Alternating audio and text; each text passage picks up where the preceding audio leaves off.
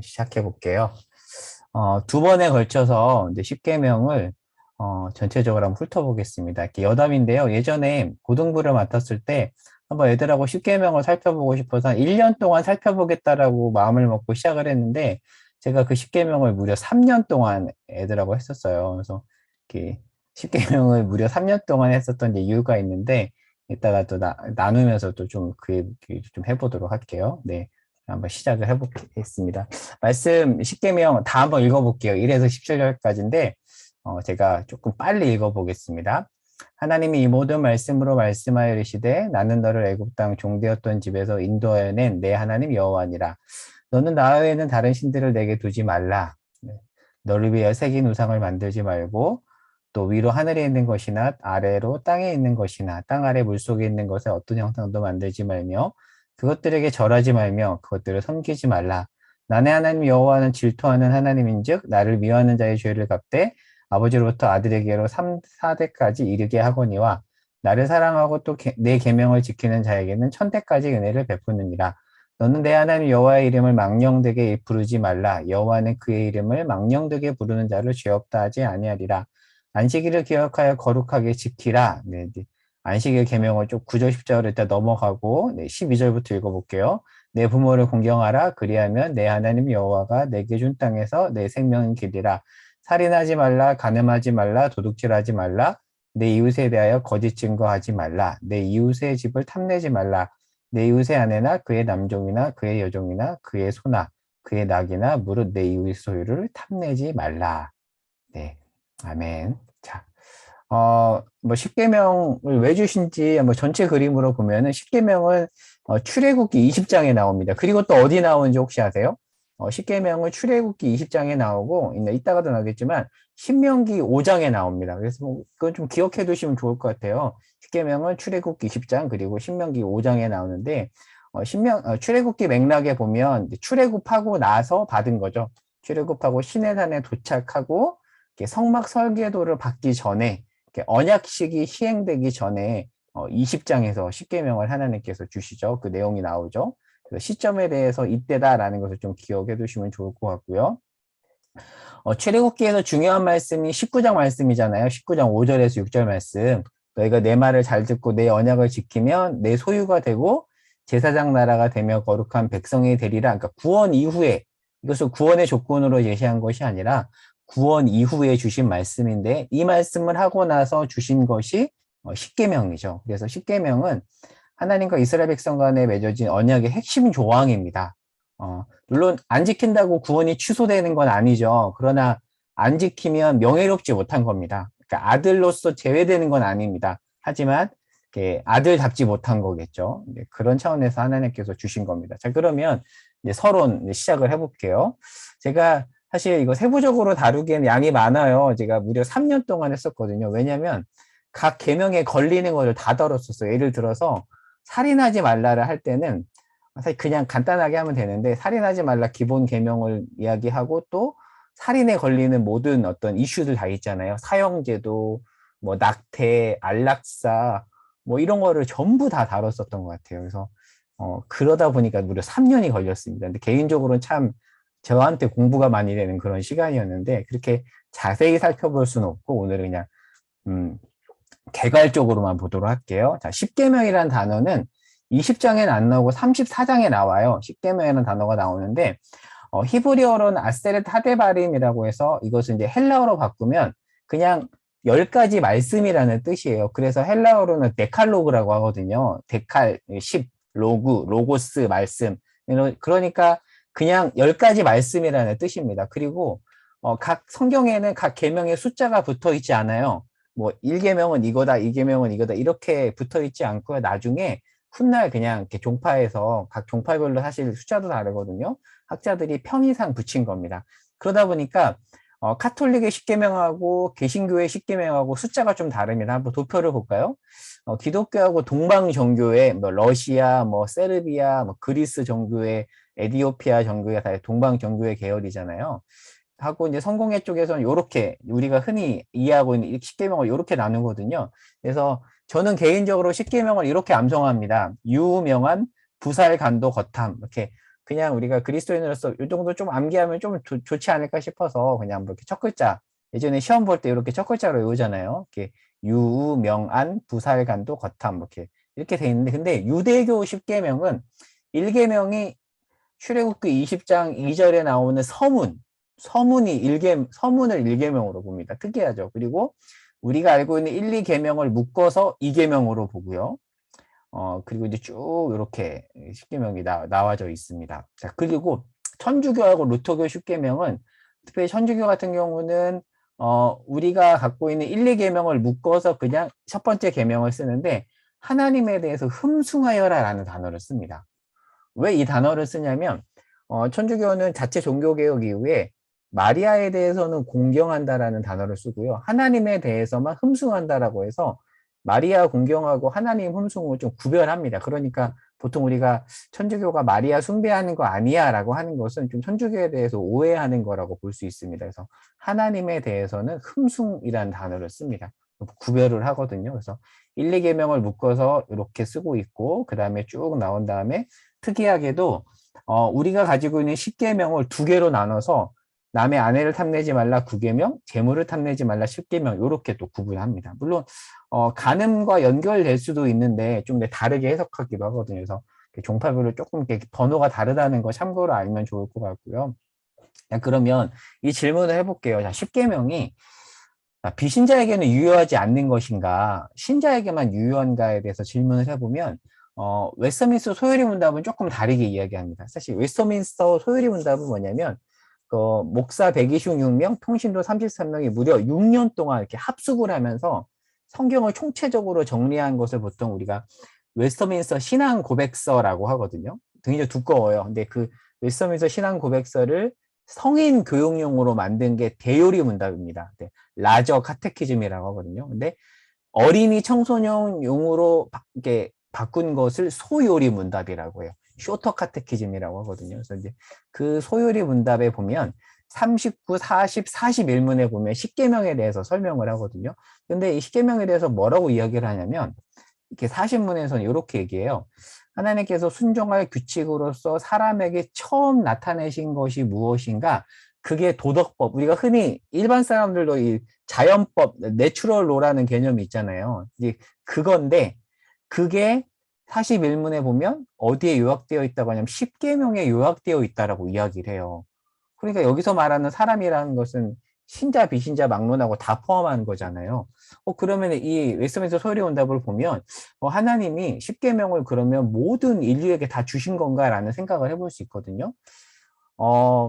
자, 한번 이거를 좀 간단하게 한번 짚고 넘어가 볼게요. 그래서 간단하게 이제 일단 정리해 보면 10계명에 하나님이 모든 인류에게 주신 기본 법인 자연법이 10계명에 요약되어 있는데 이렇게 본다면 인간이라면 누구나 본성상 알고 있는 법칙이라는 거죠. 사실 종교를 막론하고 부모를 공경하라는 것은 누구나 동의하잖아요. 그렇죠? 가늠하는 사람은 있어도 가늠하면 안 된다는 것은 모두가 동의하잖아요. 그리고 도둑질을 칭송받는 사회는 없습니다. 그러니까 누구나 알고 있는 도덕법이라는 거죠. 그래서 C.S. 루이스가 순전한 기독교 일부 1장에서 이 부분을 이런 예를 들면서 설명을 하거든요. 그래서 예전에 한번 작년에 우리가 살펴봤던 내용이기도 한데 그래서 종교를 막론하고 누구나 도덕법을 알고 있다라는 그거에 대한 어떤 근거로서 이런 설명을 하거든요.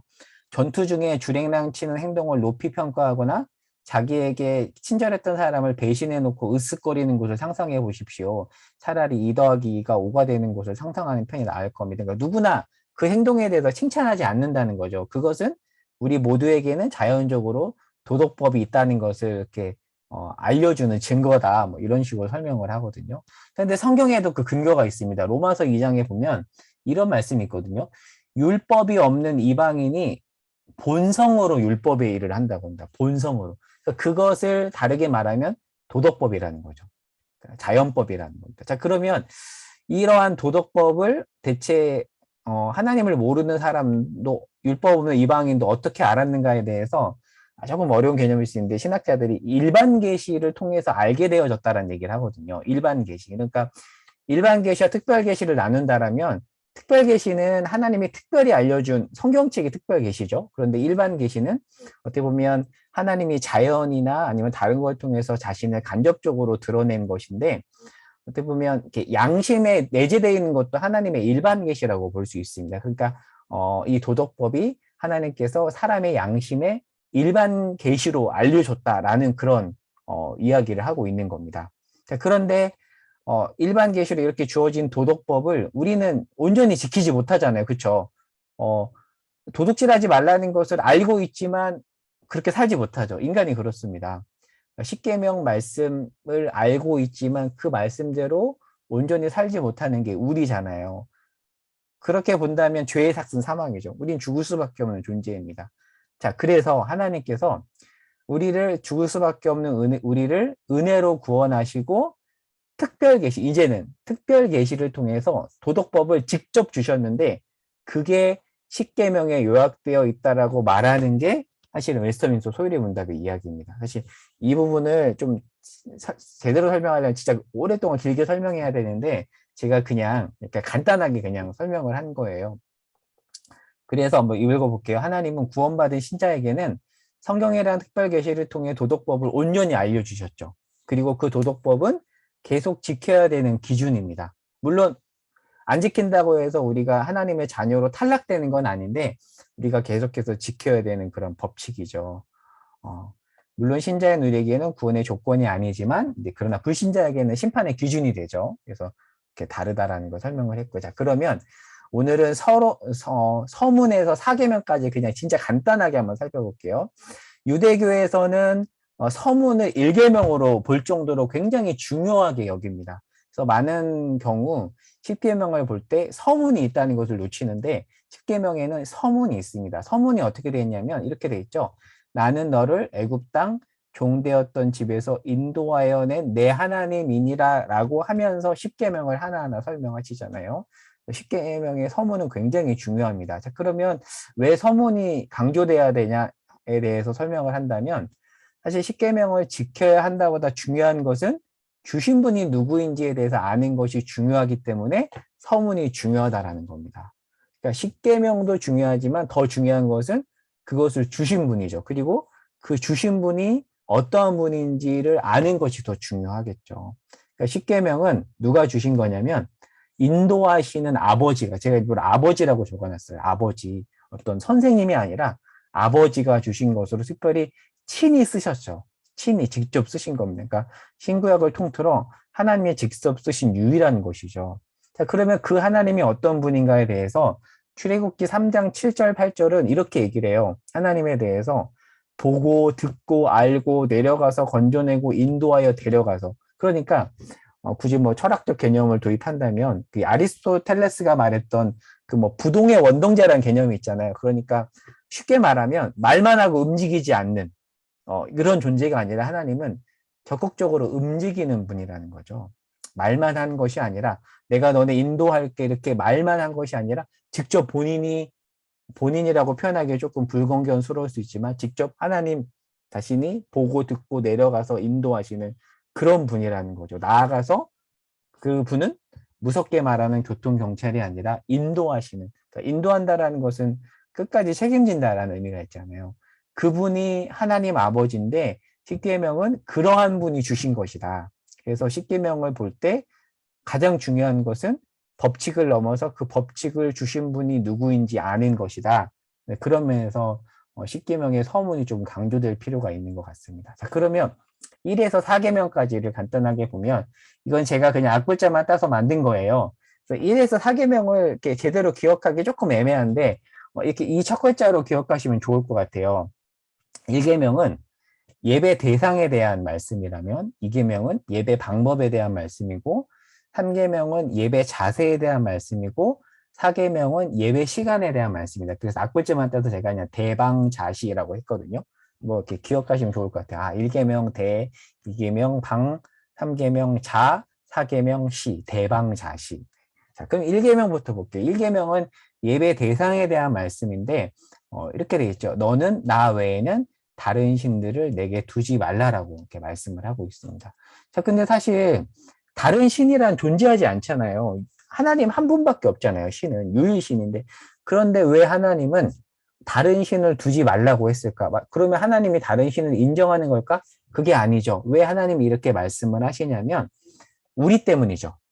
다른 신은 없는데 우리가 다른 신을 만들기 때문에 그게 만드는 우리를 향해서 만들지 말라라는 말씀이 1계명이고 너희가 예배할 대상은 나밖에 없다라는 말씀이 또 1계명 안에 담겨 있습니다. 자, 그러면 왜 하나님은 인간은 왜 하나님을 두고 다른 신들을 만들까요? 최근에도 이와 관련된 그 팀 켈러의 책 저도 봤었는데 만들어진 신이었나요? 그거 리차드 도키스 책이죠. 하여튼 그 팀 켈러가 쓴 책이 있거든요. 교회 추천 도서이기도 했었고 그 책에서도 이런 설명을 하거든요. 인간은 자꾸만 어떤 다른 신들을 만들어낸다. 근데 왜 만드는가? 사실 우리의 어떤 한계 때문인 거죠. 한번 이걸 읽어볼까요? 예전에 박용성 목사님 무슨 특강을 하실 때 이런 말씀을 하거든요. 왜 인간이 이게 판타지나 동화를 즐기는가? 그것에 대해서 제가 이제 그 말이 너무 인상 깊어서 이렇게 메모를 해놨었는데 이런 말씀을 하세요. 왜냐 사람들이 판타지를 즐기는 것은 인간의 힘만으로는 해피엔딩을 만들 수 없으니까 자꾸 그렇게 이제 위로 점프한다는 거죠. 이렇게 판타지 같은 걸로. 무협지나 무협지도 사실 비슷한 맥락이잖아요. 왜 이렇게 사람들이 무협지를 좋아하는가? 우리의 힘만으로는 해피엔딩을 만들 수 없으니까 자꾸 이렇게 점프한다는 거죠.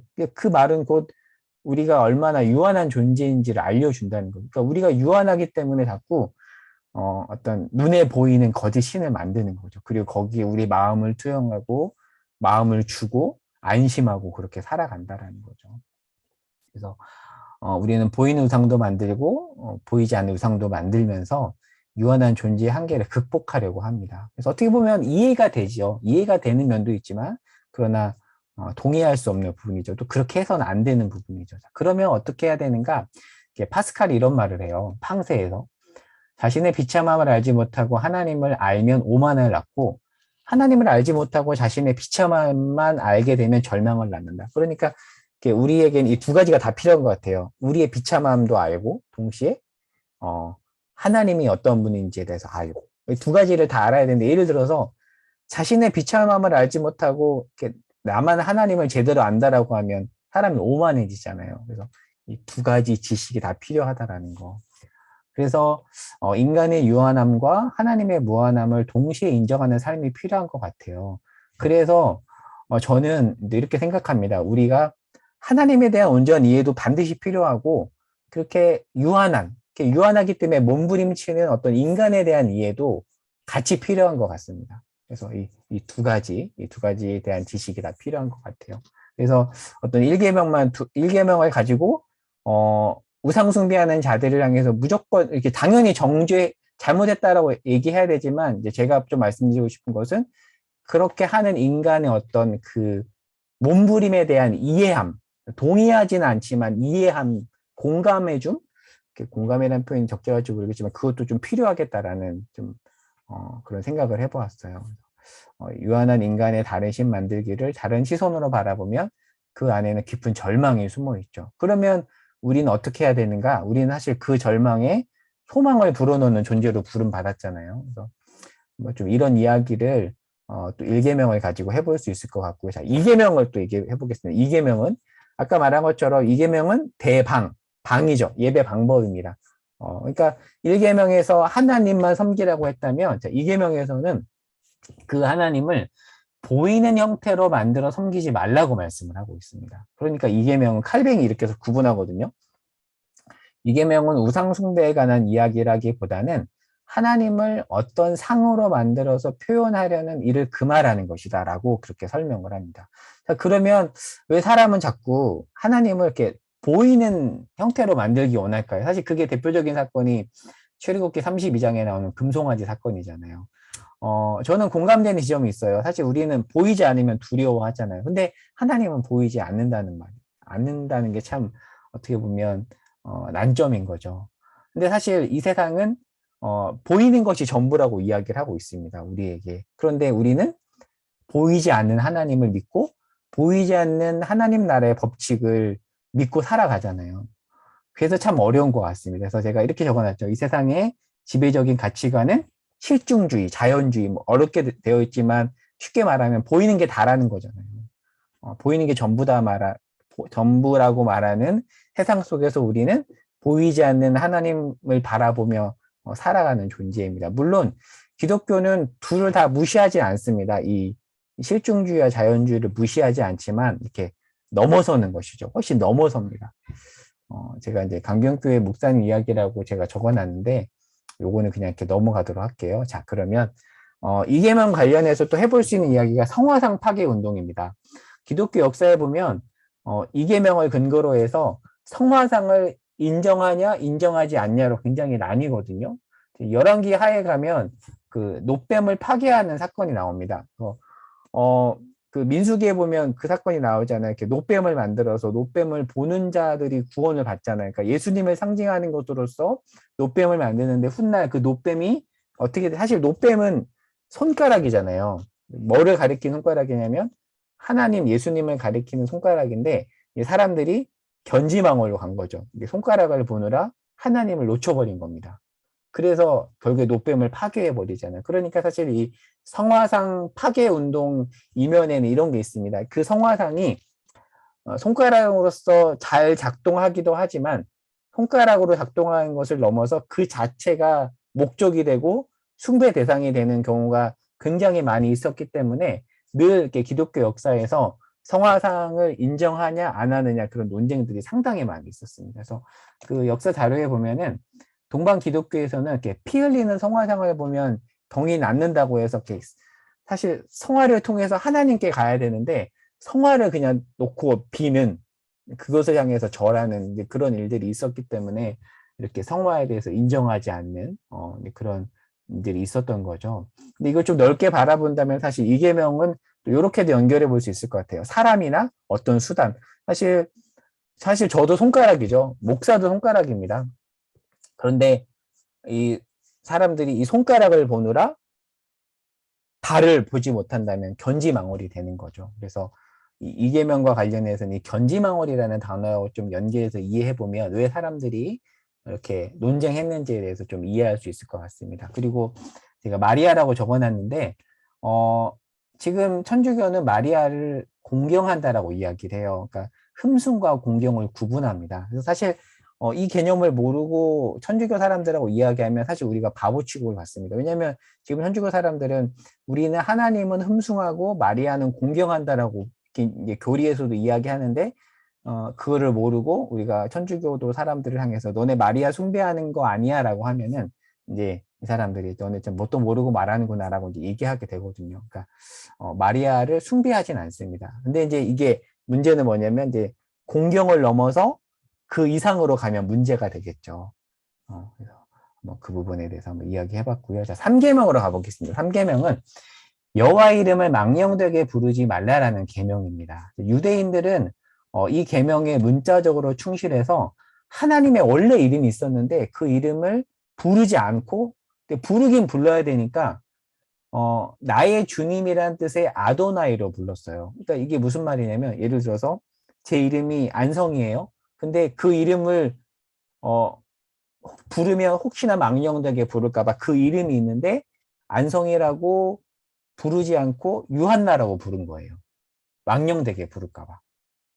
그러니까 본래 이름대로 안 부르고 나의 주님이라는 뜻의 아도나이로 불렀다라는 거죠. 그러니까 나름 이제 유대인들이 이 3계명에 문자적으로 충실해서 이렇게 했던 건데요. 그래서 그 유대인 대상으로 쓰여진 마태복음의 경우에는 하나님 나라라는 표현 대신에 하늘나라는 단어를 쓰죠. 그래서 하나님이라는 단어를 쓰지 않고 하나님 대신에 하늘이라는 단어를 씁니다. 왜요? 하나님의 이름을 망령되게 부를까 봐 하지 않은 거죠. 근데 사실 3계명은 부르지 말라고 하진 않거든요. 부르긴 부르되 망령되게 부르지 말라고 이야기하거든요. 헛되게 오용하게 오용하지 말아라. in vain 뭐 misuse 뭐 이렇게 영어 성경에는 되어 있거든요. 그런데 이제 유대인들은 그냥 어떻게 보면은 목욕물 더럽다고 아이까지 버리는 격으로 그렇게 이제 대응했던 것 같습니다. 근데 이 계명을 역으로 바꾸면 하나님의 이름을 망령되게 부르지 말라라는 말씀을 하나님의 이름을 합당하게 부르라라는 말씀으로도 이해할 수 있습니다. 근데 이건 주기도문에도 나오죠. 이름이 거룩히 여김을 받으시오며 수동태로 되어 있습니다. 그러니까 하나님은 그 자체로 거룩한데 왜 이런 기도를 하는가? 사실 우리가 하나님을 그렇게 부르지 않기 때문에 이렇게 돼 있는 거죠. 그냥 그러면 대체 하나님의 이름을 망령되게 부른다는 게 뭘까? 대체 저는 어, 쉽게 얘기한다면 이런 것 같아요. 예를 들어서 우리를 드러내고 우리의 정당성을 확보하기 위해서 하나님을 가지고 오는 경우가 하나님의 이름을 망령되게 부르는 거라고 생각을 하고요. 그리고 제가 또 하나 사례를 갖고 왔는데, 영화 노예 12년이라고 혹시 보셨을지 모르겠어요. 노예 12년. 제가 한 8, 9년 전에 이 영화를 봤었는데, 저는 이 영화를 보고 한 몇 시간 동안 너무 허탈했어요. 진짜 너무 허탈했는데, 진짜 이 노예들을 향해서 정말 못되게 굴거든요. 사람들이, 이 백인들이. 근데 기가 막힌 장면이 나옵니다. 그렇게 못되게 노예들을 대했던 사람들이 이렇게 주일날 그 노예들을 데리고 성경책을 가지고 예배를 드려요. 찬송가를 부릅니다. 이게 뭘까요? 하나님의 이름을 망령되게 부르는 거죠. 그리고 또 다른 사례인데요. 극단적인 사례일 수 있지만 이런 경우도 있어요. 이렇게 남녀가 사귀다가 헤어져요. 그러면 헤어질 수 있죠. 그러면 그냥 솔직하게 나 너 그냥 안 만나고 싶어 하면 되는데, 이제 예전에 이런 경우들이 종종 있었습니다. 기도했더니 하나님이 헤어지라고 했어. 차라리 솔직하게 헤어지고 싶었다고 하면 되는데, 어떻게 보면 하나님을 갖고 온 거죠. 하나님을 핑계로. 이 역시 하나님의 이름을 헛되게, 망령되게 부르는 사례라고 볼 수 있습니다. 차라리 솔직하게 말하는 게 좋은 것 같아요. 솔직하게. 왜냐하면 하나님은 우리가 본질상 진토임을 알기 때문에 그냥 솔직하게 우리의 연약함과 욕심을 가지고 이렇게 나오는 거에 대해서 저는 하나님이 바로 막진 않으신다고 생각하거든요. 근데 우리는 이렇게 우리의 정당성을 확보하기 위해서 하나님의 이름을 망령되게 부르는 일들이 많이 있습니다. 그래서 내 모습에서, 오늘날 우리 기독교의 모습에서 이처럼 하나님의 이름을 오용한 사례가 뭐가 있는지에 대해서 한번 생각해 볼 수 있을 것 같고요.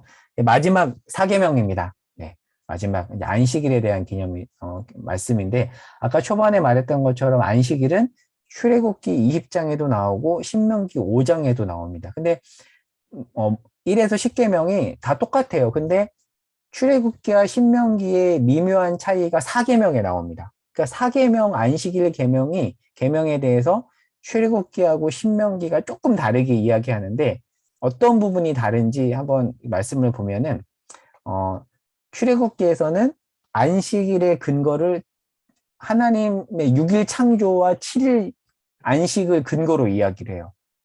근데 신명기에서는 구원에 대한 말씀을 가지고, 그러니까 쉽게 말하면 출애굽기는 안식일을 창조 기념일이라고 이야기하고, 신명기는 안식일을 구원 기념일이라고 이야기합니다. 그러니까 우리는 이 두 가지를 합칠 수 있겠죠. 그러니까 이 두 가지를 합쳐본다면 안식일은 창조 기념일이자 구원 기념일이다라고 할 수 있습니다. 그러니까 출애굽기에서 너네 쉬어라라고 하면서 왜 쉬어야 되는가? 이는 엿새 동안에 나 여호와가 하늘과 땅과 바다와 그 가운데 모든 것을 만들고 일곱째 날에 쉬었기 때문이다라고 말하는데, 신명기에서는 거기서 너를 인도하여 내었으니까 쉬어야 된다라고 이야기하는 거죠. 창조 기념일, 구원 기념일 이렇게 이야기하고 있습니다. 이제 이러한 미세한 차이가 있습니다. 제가 정리해놨죠. 출애굽기는 안식일을 창조 기념일이라고 하고, 신명기는 구원 기념일이라고 합니다. 즉 안식일은 하루를 떼어서 하나님께서 온 세상과 우리를 만드시고 지금도 다스리고 계심을 기억하는 날인가 동시에 하나님이 우리를 죄에서 구원하시고 회복하신 것을 기억하고 감사하는 창조기념일, 구원기념일이라는 거죠. 그런데 유대인들 사이에서는 재미있는 말이 있어요. 유대인이 안식일을 지키는 것이 아니라 안식일이 유대인을 지켜주었다는 말을 합니다. 그러니까 어떻게 보면 우리가 안식일을 지키는 것 같지만, 더 넓게 본다면 사실은 안식일이 우리를 지켜준다라고 볼 수 있습니다. 사실 어떻게 보면 바쁜 이 현대 사회에서 안식일 계명은 무겁게 와 닿거든요. 그러나 궁극적으로 본다면 이 안식일은 무거운 계명이 아니라 우리를 위해 주신 거라는 거죠. 그래서 그 출애굽기 곳곳에서 안식일에 관한 말씀이 많이 나오는데, 10월 20일 출애굽기 큐티 해설에 보면 이런 말씀이 있어요. 제가 읽어볼게요. 안식일에 쉬라고 하셨습니다. 인간은 연약하고 무능하기에 늘 생존을 염려하게 되고 그러면 쉴 새 없이 일하게 됩니다. 그러나 하나님은 자신이 돌봐줄 테니 걱정 말고 쉬라 하십니다. 잘 쉬는 것도 믿음이자 순종입니다. 제가 이 글을 보고 아, 나는 정말 믿음도 없고 순종하지 않는구나라는 걸 깨달았어요. 사실 하나님이 나를 잘 돌봐줄 테니 걱정 말고 쉬라고 하는데 제가 제일 못하는 게 이거 같아요. 늘 열심히 하는 건 좋은데 하나님을 신뢰하지 못하고 제대로 못 쉬는, 내가 제대로 못 쉬는 이면에는 어떻게 보면 하나님한 좀 불신이 있지 않나라는 생각을 제가 이 말씀을 보면서 했거든요. 그래서 저는 이 해설을 보면서 상당히 많이 찔렸습니다. 잘 쉬는 것도 믿음이자 순종인데, 아, 난 정말 잘 못 쉬는데 왜 그럴까? 뭐 이런 생각을 해봤던 것 같습니다. 바쁘게 살다 보면 중요한 가치를 놓칠 때가 많죠. 그런데 주일은 어떻게 보면 이 신약 시대의 안식일이 주일이잖아요. 주일은 그러한 중요한 가치를 되새기는 시간입니다. 그렇게 함으로써 안식을 누리는 거죠. 그리고 주일뿐만 아니라 쉼이 필요할 때 하나님을 인정함으로 쉬는 것도 믿음이라고 합니다. 그런데 참 어려운 것 같고요. 아까도 말한 것처럼 개인적으로 제일 이 부분이 안 되는 거고, 안 되는 부분이고, 또 저에게는 믿음이 필요한 영역인 것 같습니다. 자, 그리고 이제 마지막으로 이것만 이야기하고 이제 마칠게요. 하나 더. 궁극적으로 성경에서 말한 안식은 단순한 어떤 doing의 안식이 아닙니다. 궁극적으로는, 물론 그 안식 안에는 행위의 안식도 들어가지만 성경이 말하는 안식은 존재의 안식입니다. 자, 그러면 말이 어렵죠. 존재의 안식이란 뭔가 제가 예전에 이거 읽고 맞춰볼게. 제가 예전에 이 안식일 설교를 하면서 고등부 학생들한테 쓴 편지가 있어요. 제가 그냥. 그래서 제가 가끔은 설교할 때는 내가 편지를 쓰고 편지를 읽어주는 식으로 설교한 적이 있었거든요. 근데 이제 그때 2016년 10월 달에 제가 고등부 학생들에게 설교하면서 안식일 설교하며 쓴 편지를 제가 한번 읽어보겠습니다. 2016년이니까 지금으로부터 5년 전이죠. 저희 애들이 되게 어렸을 때입니다. 저희 두 아이가 굉장히 어렸을 때인데 제가 한번 읽어볼게요. 전 집에 가면 아이들 때문에 사실상 두흥의 쉼은 거의 불가능합니다. 밤 11시가 넘어야 겨우 1시간 쉴까? 아내는 더욱 심하죠. 하루 종일 아이 둘과 씨름하느라 거의 쉼이 없어서 옆에서 보면 늘 안쓰럽습니다. 그러나 한 책을 보면 doing의 쉼이 없어도 being의 쉼은 얻을 수 있다라는 걸 하는데 그럴 수 있다라는 것을 제가 배웠습니다. 바쁜 와중 자녀를 돌보면서 저의 한계도 경험하고 저의 부족함을 많이 느끼는데 그러면서 저의 존재가 조금씩 자라남을 봅니다. 그러고 보면 이 시간은 저에게 존재의 안식의 시간입니다. 그러니까 단순히 아이 둘 없이 영화를 보고 늦잠 푹 자는 게 안식이 아니라, 물론 그런 안식도 필요하겠죠. 하지만 바쁜 와중에 존재의 안식을 누리는 것이 진정한 안식 같습니다. 그래서 전 지금 이 당시 2016년 이 당시에 정말 바쁘게 살았지만 인생 최고의 안식을 누리는 건지도 모르겠습니다. 라고 하면서 이 당시에 이제 사실 고등학생들이 중간고사, 기말고사 앞두고 교회 많이 못 나오잖아요. 그래서 제가 이렇게 완곡하게 아이들에게 도전을 한 거예요. 그때 마침 이제 중간고사 기간이었는데 여러분 중간고사를 앞두고 우리가 이렇게 예배 자리에 나온다는 것은 행위 안식이 아닙니다. 그러나 이곳에 옴으로써 우리의 존재가 쉴 수 있습니다. 이번 주일 역시 비록 우리 몸은 늦잠도 못 자고 푹 쉬지도 못하면서 주일 예배를 참석하지만 우리가 이렇게 참석함으로써 참된 존재의 안식을 누리는 시간이면 좋겠습니다. 라고 제가 이제 도전을 했었거든요. 아이들한테 너네 예배 나와야 돼 이렇게 강요한 게 아니라 이제 이렇게 이제 완곡하게 아이들에게 저의 편지를 읽어주면서 이렇게 도전했던 경험이 있습니다. 그러면서 어떤 얘기를 했냐면 저는 제가 고3 때 학교에서 교회를 못 가겠거든요. 근데 그때는 어떻게 그랬어요. 제가 다녔던 고등학교에서는 주일날에도 이렇게 자율학습을 하러, 말이 자율학습이죠. 타율학습이죠. 이렇게 주일날 아침부터 와서 자율학습을 하게 하면서 교회를 못 가게 했는데 제가 이제 선생님 말씀을 어기고 교회를 갔어요. 근데 그때는 저도 약간 뜨거운 신앙을 갖고 있었어가지고 근데 그렇게 선생님이 막음에도 불구하고 제가 교회에 가서 예배를 드리고 찬양을 부르는데 얼마나 눈물이 나고 이렇게 감격스러운지 지금도 그때 생각하면 이게 뭐라 그럴까 참 마음이 따뜻해져요. 이제 어떻게 보면 그렇게 하나님 앞에 예배를 드림으로써 제 존재가 신 거죠. 이렇게 몸이 신 건 아니지만 제 존재가 신 것이죠. 그래서 이제 이런 얘기를 하면서 이제 고3 아이들에게 여러분이 이곳에 와서 예배를 드리면서 그런 경험을 할 수 있으면 좋겠습니다라는 그런 도전을 했었거든요. 그래서 성경에서 말하는 안식은 물론 두행의 안식도 있지만 궁극적으로는 존재의 안식이다. 라는 이야기를 여러분과 나누고 싶었습니다. 이제 정리해 보겠습니다. 사실 세밀하게 살핀다면 한 계명을 가지고 몇 주도 나눌 수 있겠지만 진짜 오늘 간단하게 약간 번개불에 콩 구워 먹듯이 그냥 훅 살펴봤던 것 같아요. 그래서 너무 간단하게 살펴봤는데 또 길게 나눌 수는 없으니까 이렇게 살펴봤고요. 다음번에 나머지 5에서 10계명까지도 이렇게 아주 간단하게 한번 정리하고 또 11월 달에는 이렇게 사사기 본문을 큐티하면서 또 사사기에 대해서 또 살펴보는 그런 시간을 가져보도록 하겠습니다. 그래서 간단하게 정리했는데 잘 정리가 됐는지는 모르겠습니다. 네, 소그룹 나눈 질문에 대해서 두 가지 적어봤습니다. 첫 번째는 오늘 말씀을 통해서 한번 새롭게 배운 점이나 깨달은 점이 있다면 나누어 보면 좋을 것 같고요. 두 번째는 행위 안식을 넘어 존재 안식으로서 나의 존재가 하나님 안에서 쉼을 누린, 그러니까 굉장히 상황은 폭풍전야고 이렇게 몸은 힘들었지만 하나님으로 인해서 이렇게 존재가 쉼을 누렸던 그런 경험이 있다라면 한번 또 그런 경험을 이렇게 나누어 주시면 좋을 것 같습니다. 네, 오늘 성경 공부는 여기까지 하고 약간 한숨 돌리고 소그룹으로 모여보도록 하겠습니다.